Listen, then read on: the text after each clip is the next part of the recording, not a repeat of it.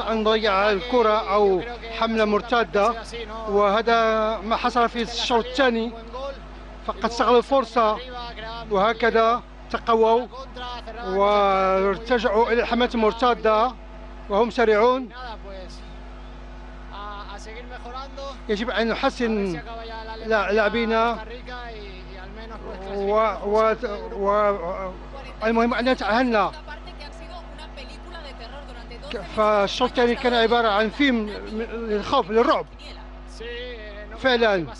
لم نكن نطمح ونتمنى هذه، كنا نتمنى أن نربح المباراة، والمهم علينا أن نستمر. هناك تم النهاية ضد المغرب وسوف تكون مباراة جد صعبة. ماذا حصل في وسط الملعب؟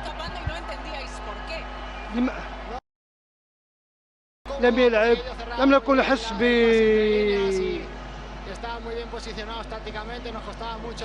لم نكن نسيطر على وسط الملعب، فهم كانوا يضغطون علينا. كنا ندرك أن الأمر سيكون على هذا، وللأسف للإصابات، وهذا رجع لثقل المبالغ فيها. يجب أن نحسن الأخطاء وأن نحاول أن نستمر وأن نقصي الخصم المقبل. وأنتم سوف تواجهون المغرب، هو فريق صعب. كنا نطمح أن يكون أول فريق، لم يكن علينا أن نختار الفريق، والآن نمر كوصيف.